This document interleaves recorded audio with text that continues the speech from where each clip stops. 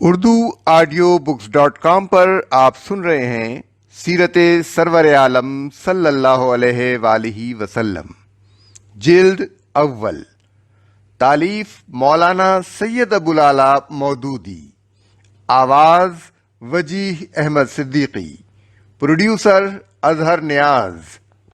باب 13، فصل 6، قوم لوط علیہ السلام۔ بائبل کے بیان کے مطابق حضرت ابراہیم علیہ السلام کے دو بھائی تھے، نہورا اور ہاران۔ حضرت لوط علیہ السلام ہاران کے بیٹے تھے۔ پیدائش باب 11 آیت 26۔ سورہ عنکبوت آیت 26 میں حضرت ابراہیم علیہ السلام کا جو تذکرہ آیا ہے، اس سے بظاہر یہی معلوم ہوتا ہے کہ ان کی قوم میں سے صرف ایک حضرت لوط علیہ السلام ہی ان پر ایمان لائے تھے۔ حضرت لوط علیہ السلام حضرت ابراہیم کے بھتیجے تھے۔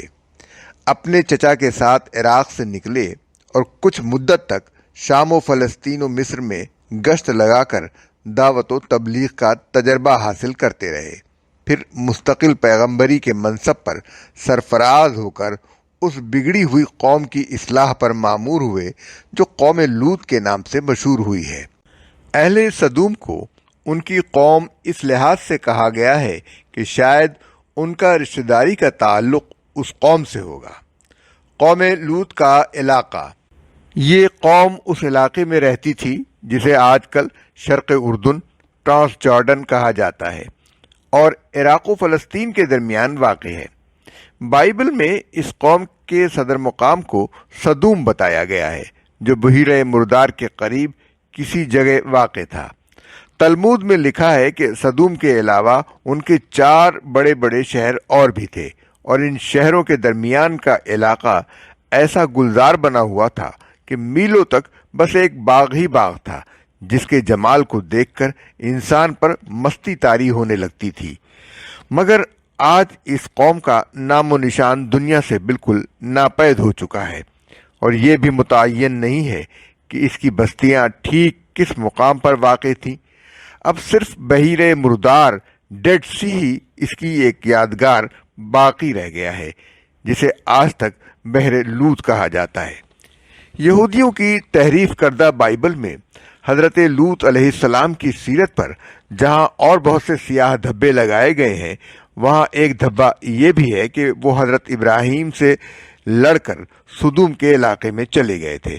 پیدائش باب 13 آیت 1 تا 12۔ مگر قرآن اس غلط بیانی کی تردید کرتا ہے۔ اس کا بیان یہ ہے کہ اللہ نے انہیں رسول بنا کر اس قوم کی طرف بھیجا تھا۔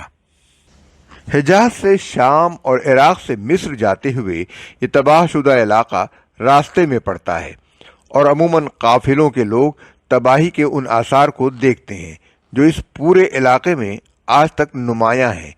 یہ علاقہ بحر لوط یعنی بحر مردار کے مشرق اور جنوب میں واقع ہے، اور خصوصیت کے ساتھ اس کے جنوبی حصے کے متعلق جغرافیہ دانوں کا بیان ہے کہ یہاں اس درجہ ویرانی پائی جاتی ہے جس کی نظیر روئے زمین پر کہیں اور نہیں دیکھی گئی۔ قوم لوط کا بگاڑ۔ کیا تم دنیا کی مخلوق میں سے مردوں کے پاس جاتے ہو اور تمہاری بیویوں میں تمہارے رب نے تمہارے لیے جو کچھ پیدا کیا ہے اسے چھوڑ دیتے ہو؟ بلکہ تم لوگ تو حد سے ہی گزر گئے۔ سورہ شورى آیت 166۔ کیا تم وہ بے حیائی کا کام کرتے ہو جو دنیا کی مخلوق میں کسی نے تم سے پہلے نہیں کیا؟ کیا تمہارا حال یہ ہے کہ مردوں کے پاس جاتے ہو اور رہزنی کرتے ہو اور اپنی مجلسوں میں برے کام کرتے ہو؟ سورہ عنکبوت آیت 29۔ یعنی ان سے شہوت رانی کرتے ہو، جیسا کہ سورہ آراف میں ہے، تم خواہش نفس پوری کرنے کے لیے عورتوں کو چھوڑ کر مردوں کے پاس جاتے ہو، اور اوپر سے غضب یہ ہے کہ یہ فحش کام چھپ کر بھی نہیں کرتے بلکہ اعلانیہ اپنی مجلسوں میں ایک دوسرے کے سامنے اس کا ارتکاب کرتے ہو۔ یہی بات سورہ نمل میں فرمائی گئی ہے۔ کیا تم ایسے بگڑ گئے ہو کہ دیکھنے والی آنکھوں کے سامنے فحش کاری کرتے ہو؟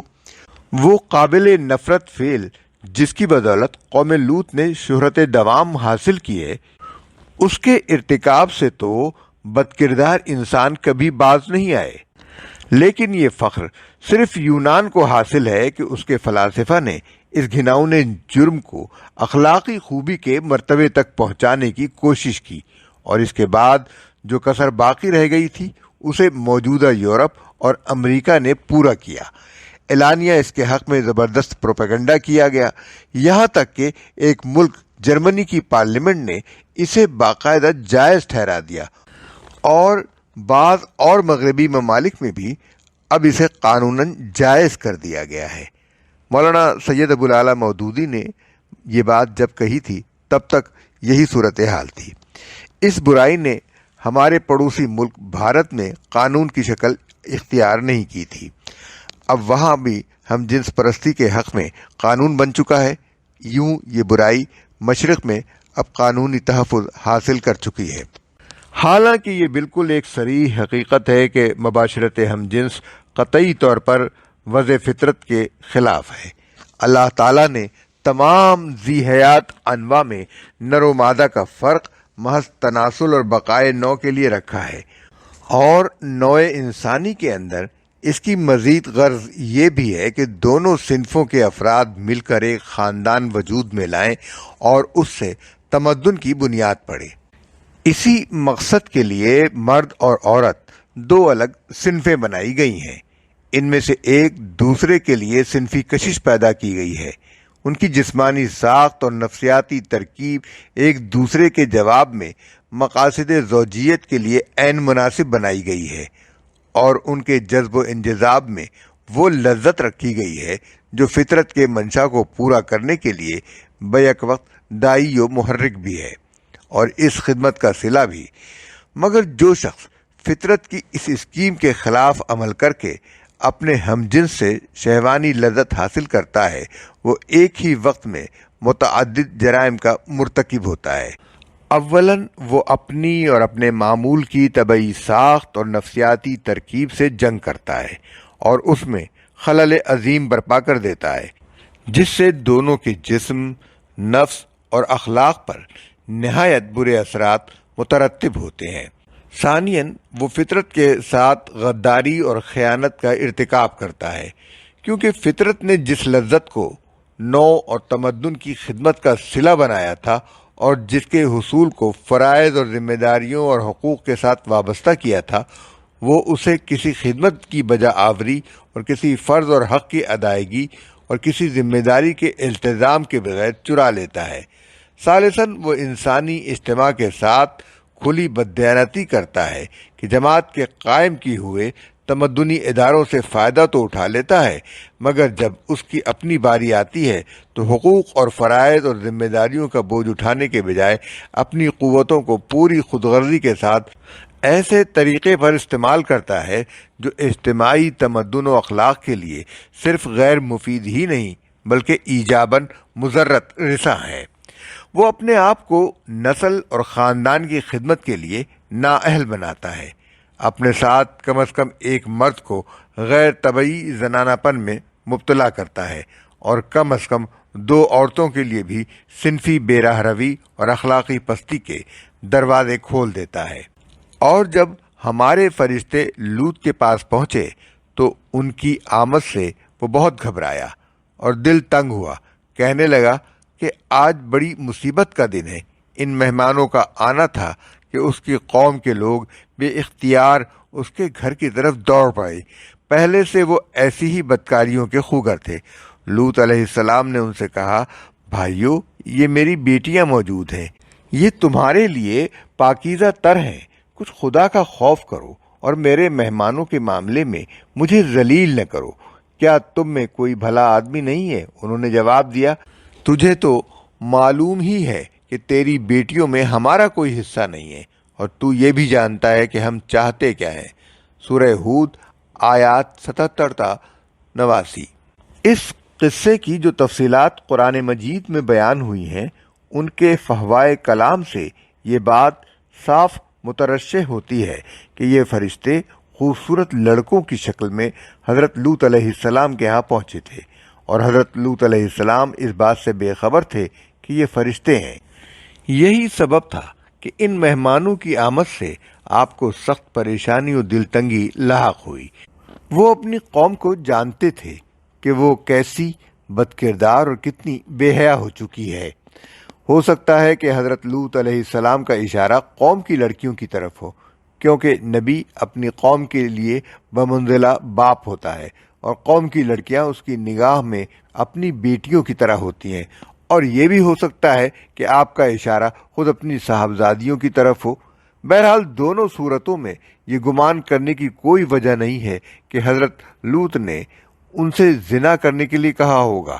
یہ تمہارے لیے پاکیزہ تر ہیں کا فقرہ ایسا غلط مفہوم لینے کی کوئی گنجائش نہیں چھوڑتا۔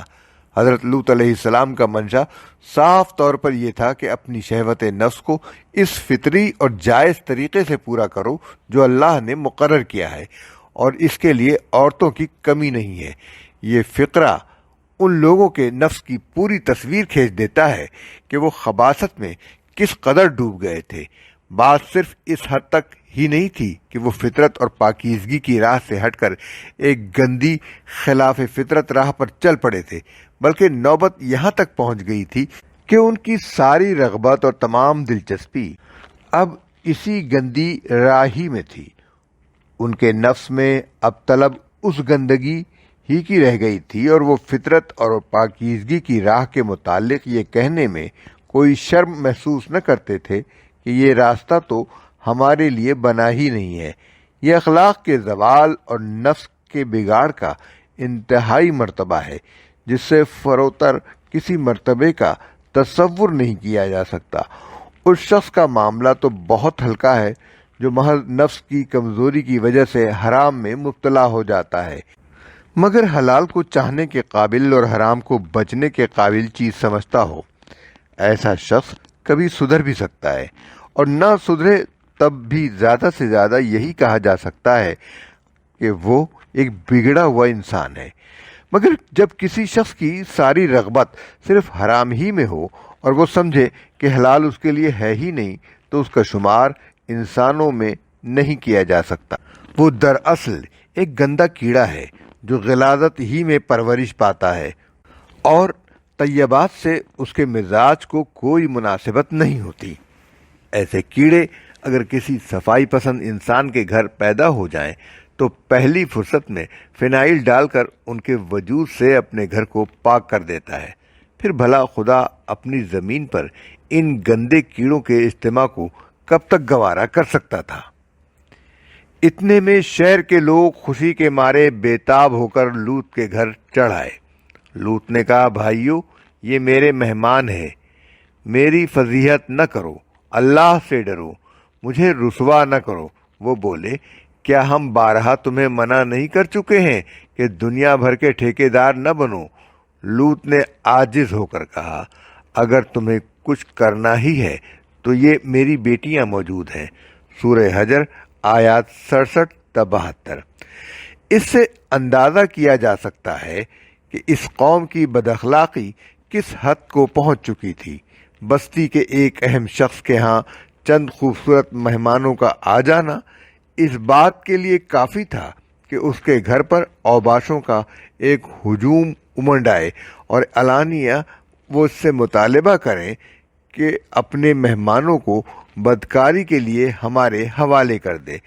ان کی پوری آبادی میں کوئی ایسا عنصر باقی نہ رہا تھا جو ان حرکات کے خلاف آواز اٹھاتا، اور نہ ان کی قوم میں کوئی اخلاقی حس باقی رہ گئی تھی جس کی وجہ سے لوگوں کو علل اعلان یہ زیادتیاں کرتے ہوئے کوئی شرم نہ محسوس ہوتی۔ حضرت لوط جیسے مقدس انسان اور معلم اخلاق کے گھر پر بھی جب بدماشوں کا حملہ اس بے باکی کے ساتھ ہو سکتا تھا تو اندازہ کیا جا سکتا ہے کہ عام انسانوں کے ساتھ ان بستیوں میں کیا کچھ ہو رہا ہوگا۔ تلمود کا بیان۔ تلمود میں اس قوم کے جو حالات لکھے ہیں ان کا خلاصہ ہم یہاں دیتے ہیں، جن سے کچھ زیادہ تفصیل کے ساتھ معلوم ہوگا کہ یہ قوم اخلاقی فساد کی کس انتہا کو پہنچ چکی تھی۔ اس میں لکھا ہے کہ ایک مرتبہ ایک ایلامی مسافر ان کے علاقے سے گزر رہا تھا۔ راستے میں شام ہو گئی اور اسے مجبوراً ان کے شہر صدوم میں ٹھہرنا پڑا۔ اس کے ساتھ اپنا زاد راہ تھا۔ کسی سے اس نے میزبانی کی درخواست نہ کی، بس ایک درخت کے نیچے اتر گیا، مگر ایک صدومی اصرار کے ساتھ اٹھا کر اسے اپنے گھر لے گیا۔ رات اسے اپنے ہاں رکھا اور صبح ہونے سے پہلے اس کا گدھا، اس کے زین اور مال تجارت سب اڑا دیا۔ اس نے شور مچایا، مگر کسی نے اس کی فریاد نہ سنی، بلکہ بستی کے لوگوں نے اس کا رہا سہا مال بھی لوٹ کر اسے نکال باہر کیا۔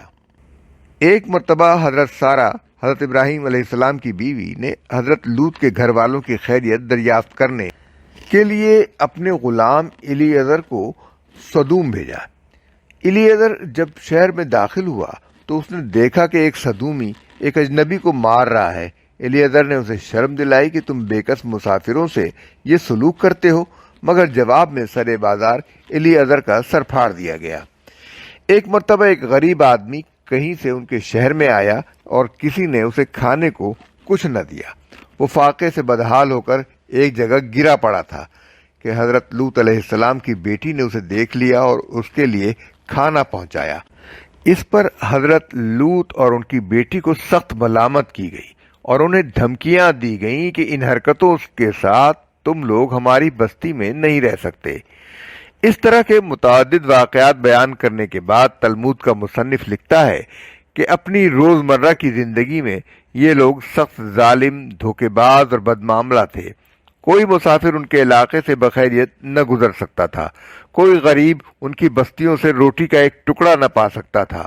بارہا ایسا ہوتا کہ باہر کا آدمی ان کے علاقے میں پہنچ کر فاقوں سے مر جاتا، یہ اس کے کپڑے اتار کر اس کی لاش کو برہنہ دفن کر دیتے۔ بیرونی تاجر اگر شامت کے مارے وہاں چلے جاتے تو برسر عام لوٹ لیے جاتے اور ان کی فریاد کو ٹھٹھوں میں اڑا دیا جاتا۔ اپنی وادی کو انہوں نے ایک باغ بنا رکھا تھا جس کا سلسلہ میلوں تک پھیلا ہوا تھا۔ اس باغ میں وہ انتہائی بے حیائی کے ساتھ علانیہ بدکاریاں کرتے تھے اور ایک لوط کی زبان کے سوا کوئی زبان ان کو ٹوکنے والی نہ تھی۔ قرآن کا ایجاز بیان۔ قرآن مجید میں اس ساری داستان کو صرف 2 فقروں میں بیان کر دیا گیا ہے۔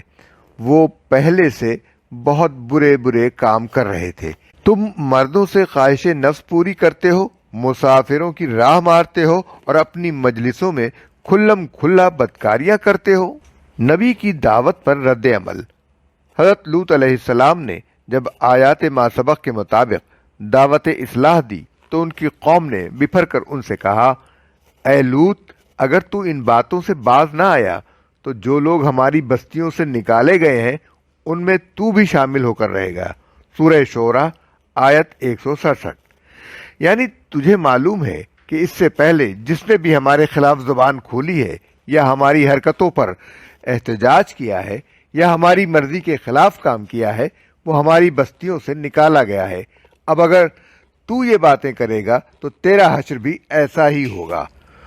سورہ آراف اور سورہ نمل میں بیان ہوا ہے کہ حضرت لوط علیہ السلام کو یہ نوٹس دینے سے پہلے اس شریر قوم کے لوگ آپس میں یہ طے کر چکے تھے کہ لوط اور اس کے خاندان والوں اور ساتھیوں کو اپنی بستی سے نکال باہر کرو۔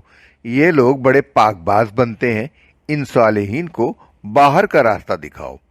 فرشتوں کی آمد۔ اور جب ہمارے فرستادہ ابراہیم کے پاس بشارت لے کر پہنچے تو انہوں نے اس سے کہا، ہم اس بستی کے لوگوں کو ہلاک کرنے والے ہیں، اس کے لوگ سخت ظالم ہو چکے ہیں۔ سورہ عنکبوت آیت 31۔ جو فرشتے قوم لوط علیہ السلام پر عذاب نازل کرنے کے لیے بھیجے گئے تھے وہ پہلے حضرت ابراہیم علیہ السلام کے پاس حاضر ہوئے اور انہوں نے جناب کو حضرت اسحاق علیہ السلام کی اور ان کے بعد حضرت یعقوب علیہ السلام کی پیدائش کی بشارت دی۔ پھر یہ بتایا کہ ہمیں قوم لوط کو تباہ کرنے کے لیے بھیجا گیا ہے۔ ابراہیم نے کہا، وہاں تو لوط موجود ہے۔ سورہ عنکبوت آیت 32۔ سب سے پہلے تو حضرت ابراہیم علیہ السلام فرشتوں کو انسانی شکل میں دیکھ کر ہی گھبرا گئے، کیونکہ اس شکل میں فرشتوں کا آنا کسی خطرناک مہم کا پیش خیمہ ہوا کرتا ہے۔ پھر جب انہوں نے آپ کو بشارت دی اور آپ کی گھبراہٹ دور ہو گئی اور آپ کو معلوم ہوا کہ مہم قوم لوط کی طرف جا رہی ہے تو آپ اس قوم کے لیے بڑے اصرار کے ساتھ رحم کی درخواست کرنے لگے، مگر یہ درخواست قبول نہ ہوئی اور فرمایا گیا کہ اس معاملے میں اب کچھ نہ کہو، تمہارے رب کا فیصلہ ہو چکا ہے اور یہ عذاب اب ٹلنے والا نہیں ہے۔ اس جواب سے جب حضرت ابراہیم علیہ السلام کو یہ امید باقی نہ رہی کہ قوم لوط کی مہلت میں کوئی اضافہ ہو سکے گا، تب انہیں حضرت لوط علیہ السلام کی فکر لاحق ہوئی اور انہوں نے وہ بات عرض کی جو یہاں نقل کی گئی ہے کہ وہاں تو لوط موجود ہے، یعنی یہ عذاب اگر لوط کی موجودگی میں نازل ہوا تو وہ اور ان کے اہل و عیال اس سے کیسے محفوظ رہیں گے؟ انہوں نے کہا، ہم خوب جانتے ہیں کہ وہاں کون کون ہے، ہم اسے اور اس کی بیوی کے سوا اس کے باقی سب گھر والوں کو بچا لیں گے۔ اس کی بیوی پیچھے رہ جانے والوں میں سے تھی۔ سورہ عنکبوت آیت 32۔ اس عورت کے متعلق سورہ تحریم آیت 10 میں بتایا گیا ہے کہ یہ حضرت لوط علیہ السلام کی وفادار نہ تھی، اسی وجہ سے اس کے حق میں یہ فیصلہ کیا گیا کہ وہ بھی ایک نبی کی بیوی ہونے کے باوجود عذاب میں مبتلا کر دی جائے۔ اغلب یہ ہے کہ حضرت لوط ہجرت کے بعد جب اردن کے علاقے میں آ کر آباد ہوئے ہوں گے تو انہوں نے اسی قوم میں شادی کر لی ہوگی، لیکن ان کی صحبت میں ایک عمر گزار دینے کے بعد بھی یہ عورت ایمان نہ لائی اور اس کی ہمدردیاں اور دلچسپیاں اپنی قوم ہی کے ساتھ وابستہ رہیں۔ چونکہ اللہ تعالیٰ کے ہاں رشتہ داریاں اور برادریاں کوئی چیز نہیں ہے، ہر شخص کے ساتھ معاملہ اس کے اپنے ایمان و اخلاق کی بنیاد پر ہوتا ہے، اس لیے پیغمبر کی بیوی ہونا اس کے لیے کچھ بھی نافع نہ ہو سکا اور اس کا انجام اپنے شوہر کے ساتھ ہونے کے بجائے اپنی اس قوم کے ساتھ ہوا جس کے ساتھ اس نے اپنا دین و اخلاق وابستہ کر رکھا تھا۔ حضرت لوط علیہ السلام کی پریشانی۔ پھر جب ہمارے فرستادے لوط کے پاس پہنچے تو ان کی آمد پر وہ سخت پریشان اور دل تنگ ہوا۔ سورہ عنکبوت آیت 33۔ اس پریشانی اور دل تنگی کی وجہ یہ تھی کہ فرشتے بہت خوبصورت نوخیز لڑکوں کی شکل میں آئے تھے۔ حضرت لوط علیہ السلام اپنی قوم کے اخلاق سے واقف تھے، اس لیے ان کے آتے ہی وہ پریشان ہو گئے کہ میں اپنے ان مہمانوں کو ٹھہراؤں تو اس بد کردار قوم سے ان کو بچانا مشکل ہے، اور نہ ٹھہراؤں تو یہ بڑی بے مروتی ہے جسے شرافت گوارا نہیں کرتی۔ مزید برآں یہ اندیشہ بھی ہے کہ اگر میں ان مسافروں کو اپنی پناہ میں نہ لوں تو رات انہیں کہیں اور گزارنی پڑے گی، اور اس کے معنی یہ ہوں گے کہ گویا میں نے خود انہیں بھیڑیوں کے حوالے کیا ہے۔ سورہ ہود میں بیان ہوا ہے کہ جب لوگ حضرت لوط علیہ السلام کے گھر میں گھسے چلے آ رہے تھے اور آپ نے محسوس کیا کہ اب آپ کسی طرح بھی اپنے مہمانوں کو ان سے نہیں بچا سکتے تو آپ پریشان ہو کر چیخ اٹھے، کاش میرے پاس تمہارے ٹھیک کر دینے کی طاقت ہوتی یا کسی زوراور کی حمایت میں پا سکتا۔ اس وقت فرشتوں نے کہا، اے لوط، ہم تمہارے رب کے بھیجے ہوئے فرشتے ہیں، یہ تم تک ہرگز نہیں پہنچ سکتے۔ وقالوا لا تخف ولا تحزن، انہوں نے کہا نہ ڈرو اور نہ رنج کرو۔ سورہ ہود آیت 33۔ یعنی ہمارے معاملے میں نہ اس بات سے ڈرو کہ یہ لوگ ہمارا کچھ بگاڑ سکیں گے، اور نہ اس بات کے لیے فکر مند ہو کہ ہمیں ان سے کیسے بچایا جائے۔ یہی موقع تھا جب فرشتوں نے حضرت لوط علیہ السلام پر یہ راز فاش کیا کہ وہ انسان نہیں بلکہ فرشتے ہیں جنہیں اس قوم پر عذاب نازل کرنے کے لیے بھیجا گیا ہے۔ لوط علیہ السلام کے قصے کی جو تفصیلات قرآن مجید میں بیان ہوئی ہیں، اس کے فحوائے کلام سے یہ بات مترشح ہوتی ہے کہ فرشتے خوبصورت لڑکوں کی شکل میں حضرت لوط علیہ السلام کے ہاں پہنچے تھے، اور حضرت لوط اس بات سے بے خبر تھے کہ یہ فرشتے ہیں۔ یہی سبب تھا کہ ان مہمانوں کی آمد سے آپ کو سخت پریشانی اور دل تنگی لاحق ہوئی۔ اپنی قوم کو جانتے تھے کہ وہ کیسی بد کردار اور کتنی بے حیا ہو چکی ہے۔ ان مہمانوں کا آنا تھا کہ اس قوم کے لوگ بے اختیار اس کے گھر کی طرف دوڑ پڑے۔ پہلے سے وہ ایسی ہی بدکاریوں کے خوگر تھے۔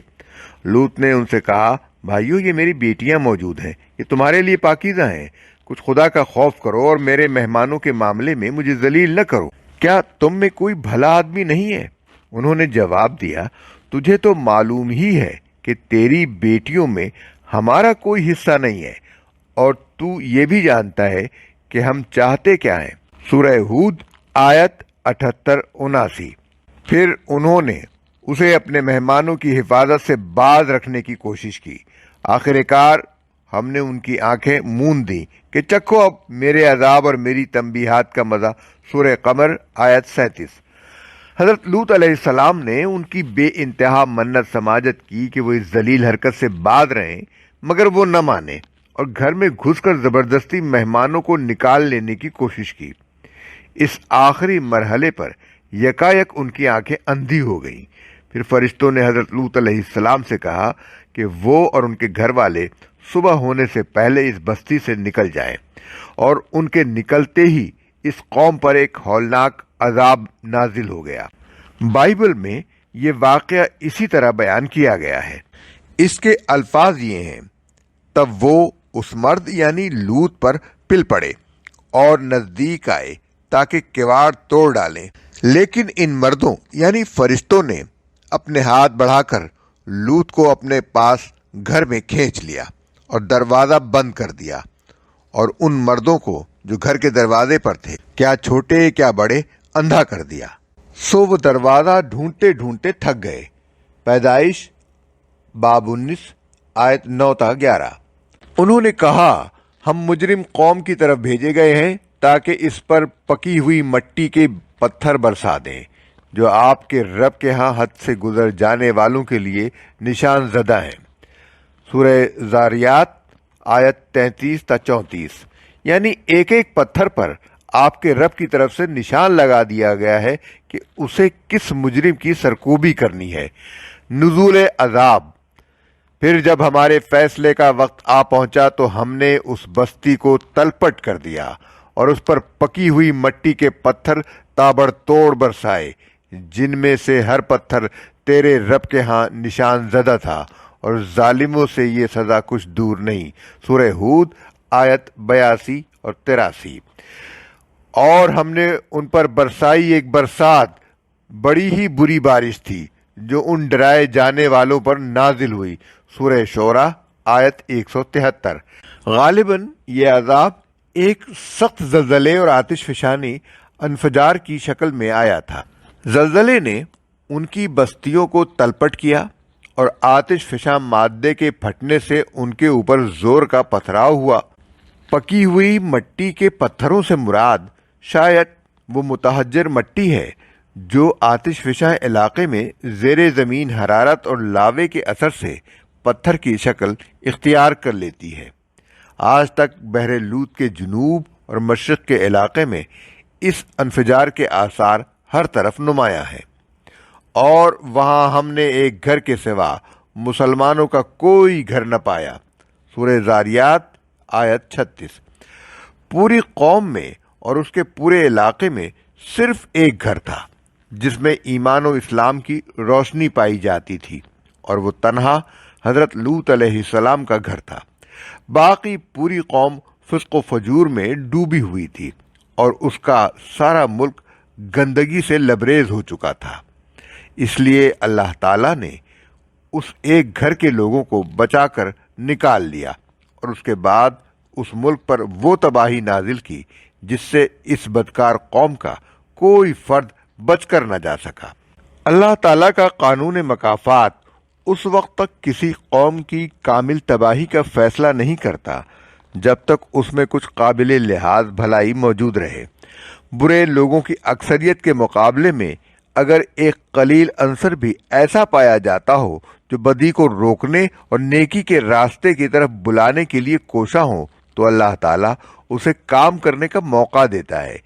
مگر جب حالت یہ ہو جائے کہ کسی قوم کے اندر آٹے میں نمک کے برابر بھی خیر باقی نہ رہے، تو ایسی صورت میں اللہ کا قانون یہ ہے کہ جو دو چار نیک انسان اس کی بستیوں میں برائی کے خلاف لڑتے لڑتے تھک کر عاجز آ چکے ہوں، انہیں وہ اپنی قدرت سے کسی نہ کسی طرح بچا کر نکال دیتا ہے، اور باقی لوگوں کے ساتھ وہی معاملہ کرتا ہے جو ہر ہوش مند مالک اپنے سڑے ہوئے پھلوں کے ساتھ کیا کرتا ہے۔ بائبل میں اس عذاب کی تفصیلات۔ بائبل کے بیانات قدیم یونانی اور لاطینی تحریروں، جدید زمانے کی طبقات الارضی تحقیقات اور آثار قدیمہ کے مشاہدات سے اس عذاب کی تفصیلات پر جو روشنی پڑتی ہے اس کا خلاصہ ہم ذیل میں درج کرتے ہیں۔ بحیرہ مردار، ڈیڈ سی کے جنوب اور مشرق میں جو علاقہ آج انتہائی ویران اور سنسان حالت میں پڑا ہوا ہے، اس میں بکثرت پرانی بستیوں کے کھنڈروں کی موجودگی پتہ دیتی ہے کہ یہ کسی زمانے میں نہایت آباد علاقہ رہا تھا۔ آج وہاں سینکڑوں برباد شدہ قریوں کے آثار ملتے ہیں، حالانکہ اب یہ علاقہ اتنا شاداب نہیں ہے کہ اتنی آبادی کا بوجھ سہار سکے۔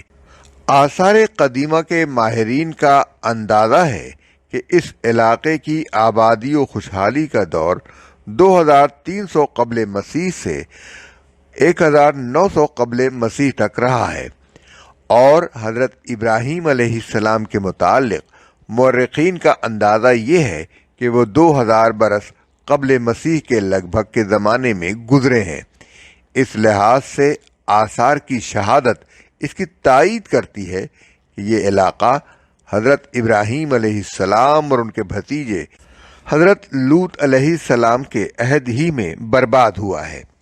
اس علاقے کا سب سے زیادہ آباد اور سرسبز شاداب حصہ وہ تھا جسے بائبل میں سدیم کی وادی کہا گیا ہے، جس کے متعلق بائبل کا بیان ہے کہ وہ اس سے پیشتر کہ خداوند نے سدوم اور عمورہ کو تباہ کیا، خداوند کے باغ عدن اور مصر کے مانند خوب سیراب تھی۔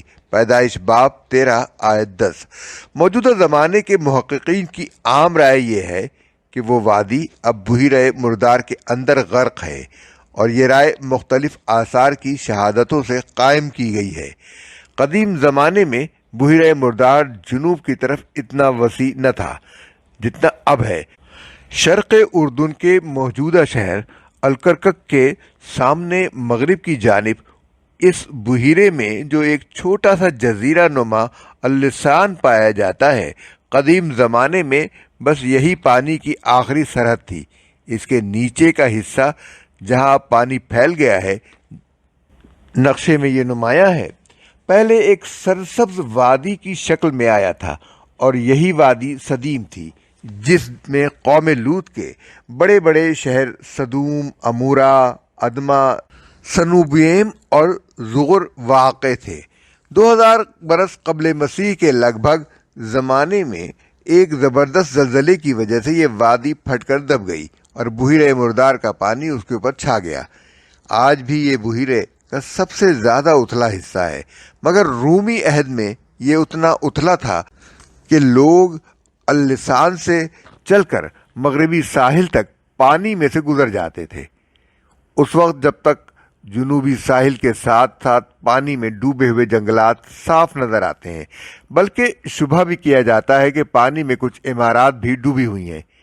بائبل اور قدیم یونانی و لاطینی تحریروں سے معلوم ہوتا ہے کہ اس علاقے میں جگہ جگہ نفت، پٹرول اور اسفالٹ کے گڑھے تھے، اور بعض جگہ زمین سے آتش گیر گیس بھی نکلتی تھی۔ اب بھی وہاں زیر زمین پٹرول اور گیسوں کا پتہ چلتا ہے۔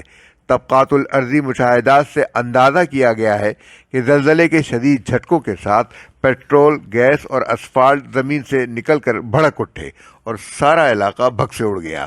بائبل کا بیان ہے کہ اس تباہی کی اطلاع پا کر حضرت ابراہیم علیہ السلام جب جبرون سے اس وادی کا حال دیکھنے آئے تو زمین سے دھواں اس طرح اٹھ رہا تھا جیسے بھٹی کا دھواں ہوتا ہے۔ پیدائش باب 19 آیت 28۔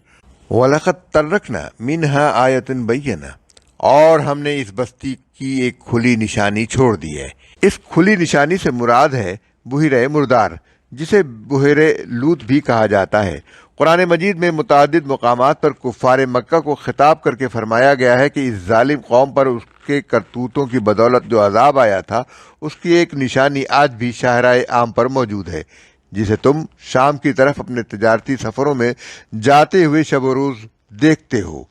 حالیہ انکشافات: موجودہ زمانے میں یہ بات قریب یقین کے ساتھ تسلیم کی جا رہی ہے کہ بحیرہ مردار کا جنوبی حصہ ایک ہولناک زلزلے کی وجہ سے زمین میں دھس جانے کی بدولت وجود میں آیا ہے، اور اسی دھسے ہوئے حصے میں قوم لوط کا مرکزی شہر سدوم واقع تھا۔ اس حصے میں پانی کے نیچے کچھ ڈوبی ہوئی بستیوں کے آثار بھی پائے جاتے ہیں۔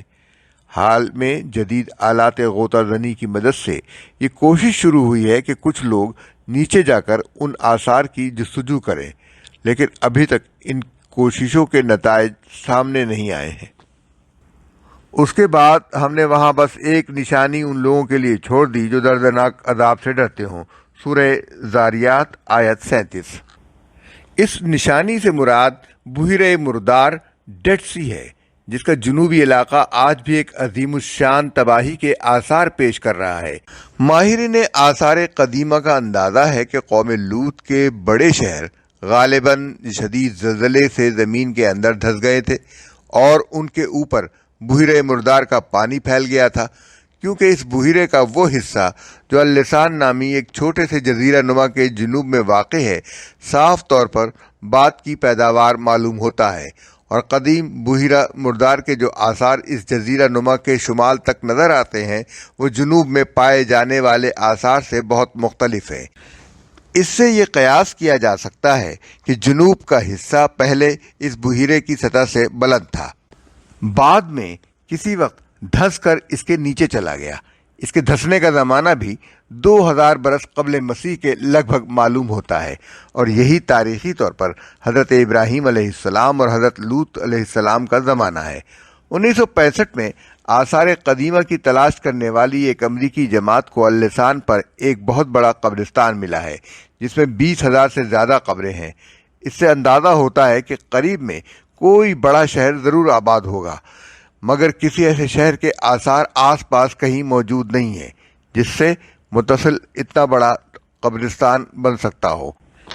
اس سے بھی یہ شبہ تقویت پاتا ہے کہ جس شہر کا یہ قبرستان تھا وہ بحیرے میں غرق ہو چکا ہے۔ بحیرے کے جنوب میں جو علاقہ ہے اس میں اب بھی ہر طرف تباہی کے آثار موجود ہیں، اور زمین میں گندھک، رال، تارکول اور قدرتی گیس کے اتنے ذخائر پائے جاتے ہیں جنہیں دیکھ کر گمان ہوتا ہے کہ کسی وقت بجلیوں کے گرنے سے یا زلزلے کا لاوا نکلنے سے یہاں ایک جہنم پھٹ پڑی ہوگی۔